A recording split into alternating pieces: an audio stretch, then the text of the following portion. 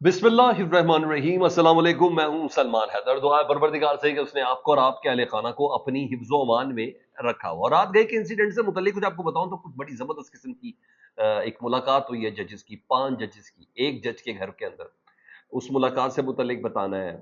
और एक अहम तरीन तैनाती जो पाकिस्तान के ऊपर असरअंदाज हो सकती है, होती है। जी, उस तैनाती की एक हंगामा खेज इजलास हुआ, मुलाकात हुई, जाती उम्रा पहुंचे वजीर आजम साहब, फिर नवाज शरीफ साहब से मुलाकात हुई है और उस पर नवाज शरीफ साहब ने मंजूरी दी है। वो किसकी तैनाती है उससे मुतलिक मैंने आपको बताना है। फिर ये जो जलसे के हवाले से तमाम मामलात हैं, उसकी भी कुछ अपडेट्स हैं। काजी फाइज साहब किस तरीके से चल रहे हैं, वो कुछ एक इजलास और बुलाया गया फौरन, उसकी भी कुछ तफसील मैं आपके सामने शेयर करूंगा। अहम व्लॉग, इसको मिस नहीं करें। चैनल देखें तो चैनल सब्सक्राइब कर दें। पाकिस्तान तरीके साहब को लाहौर में जलसे की इजाज़त बड़े तरीके और बड़ी चालाकी से, बड़ी फनकारी के साथ दिया गया। बड़ा कुछ हुआ।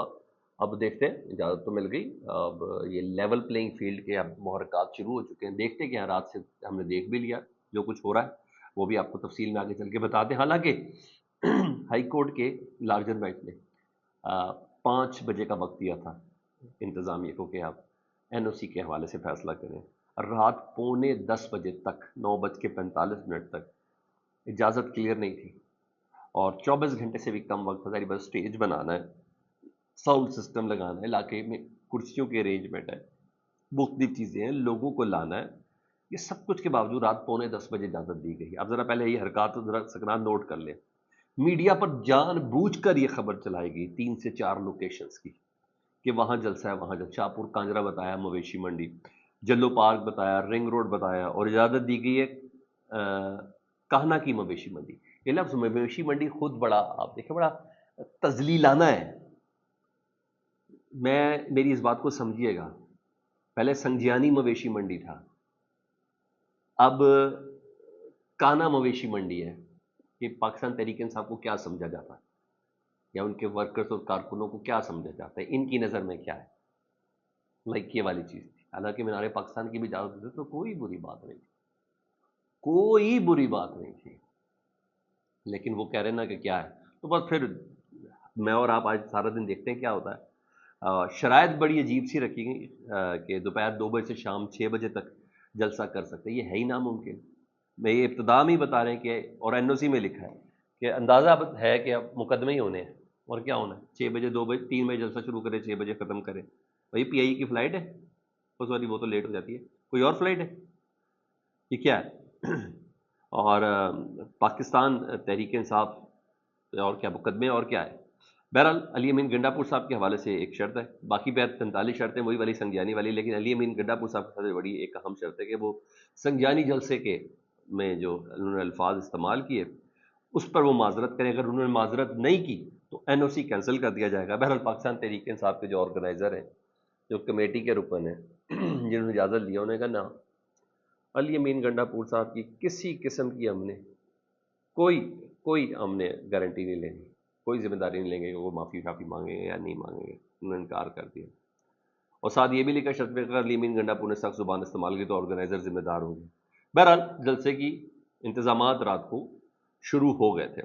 जलसे के हवाले से दूसरी जो अहम अपडेट है वो ये है कि हुकूमत के इंतजाम, मैंने कहा इजाज़त के साथ रुकावट भी होगी।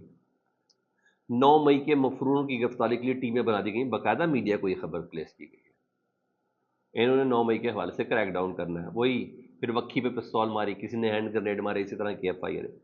समझे ये सारी बातें, ये गई है। और लिस्टें बना दी गई हैं। रात गए तक छापे तो मारे जा रहे थे, इसकी खबरें मेरे पास है। नज़रबंदी के लिए भी बहुत सी चीज़ें। और इसके अलावा इस्लामाबाद पुलिस ने मुकदमात की गिरफ्तारी के लिए लाहौर पुलिस से रब्ता किया है और टीमें आज रवाना हो रही हैं। 780 जी संज्ञानी वाले इशू के ऊपर 780 के तहत जो मुकदमात हुए हैं ना, उनकी गिरफ्तारी के लिए अब ये पूरा ट्रैप बनाने की अपनी तरफ से कोशिश कर रहे हैं। इन्होंने, मैं आपको पहले बता दूं, ये कोशिश करनी है कि पाकिस्तान तहरीक इंसाफ एक पुरम जमात नहीं है। इन्होंने एफ आई आर के जरिए इश्तिहार दिला के एफ आई आरों के साथ कुछ करके इन्होंने ये सब करना है। ये मैं आपको कल रात की, जब मैं आपके सामने दोबारा व्लॉग कर रहा हूँ ना, तो मैं आपसे ये बातें कर रहा हूँगा। ये मैं आपको पहले बता दूं कि मैंने कल आपको ये कहा था, या सुबह मैंने आपको ये कहा था। अच्छा जी, इधर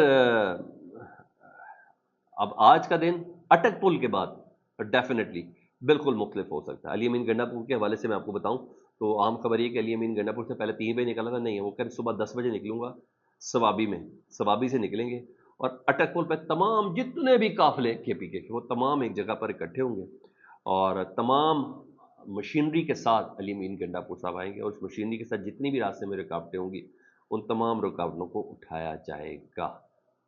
تو سر ادھر بھی تیاری مزیدار طریقے سے پوری ہے.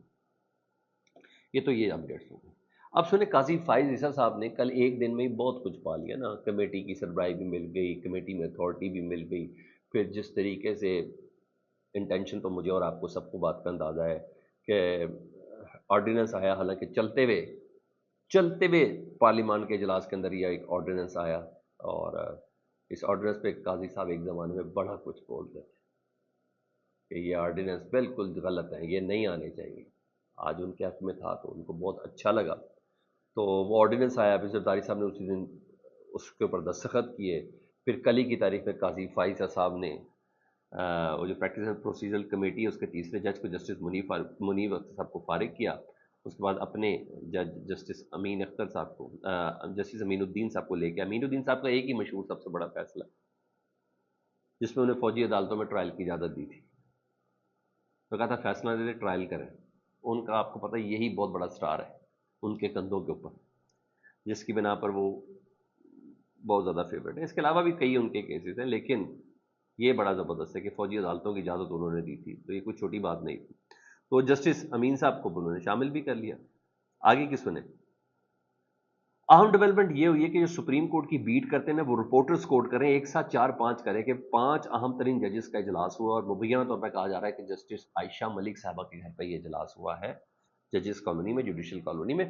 اور اس اجلاس میں مبینہ طور پر ساری صورتحال کو ڈسکس کیا گیا ہے. ایک ہی دن میں آرڈیننس آیا، صدر نے دستخط کیے، قاضی صاحب نے عمل کیا، جسٹس منیب کو کمیٹی سے فارغ کیا، فوراً جسٹس امین الدین کو شامل کیا. تو پتہ چلا کہ کوئی انٹینشنس ڈیفینیٹلی نیت عزائم ان کے صحیح نہیں ہے. اور تو ظاہری بات ہے یہ سب عزائم کے بغیر کیسے ہو سکتا ہے، لوب میں لیے بغیر کیسے ہو سکتا ہے، ایک سرٹن انڈرسٹینڈنگ کے بغیر کیسے ہو سکتا ہے. فیصلہ کیا ہوا کیا نہیں ہوا یہ تو مجھے نہیں پتا، لیکن مجھے اتنا پتا ہے کہ مخصوص نشستوں کے حوالے سے تفصیلی فیصلہ آ سکتا ہے. شاید یہ بات ضرور ہو. اصل معاملہ تو خیر ہے واقفان حال ہی جانے. لیکن ہاں، قاضی فائز عیسیٰ صاحب نے کل ہی پریکٹس اینڈ پروسیجرل کمیٹی جو ہے اس میں جب جسٹس منیب کو فارغ کیا، جسٹس امین الدین کو لے کے آیا تو کل اجلاس بھی بلا لیا. انہوں نے جمعے کے روز رات کو اجلاس بھی بلا لیا. تو جسٹس منصور علی شاہ صاحب اس اجلاس میں شریک نہیں ہوئے. جب یہ تینوں نہیں ہوں گے تو اجلاس نہیں ہوگا. انہوں نے کہا میں ذاتی مصروفیات کی بنا پر یہ اجلاس پیر کے روز بلایا گیا.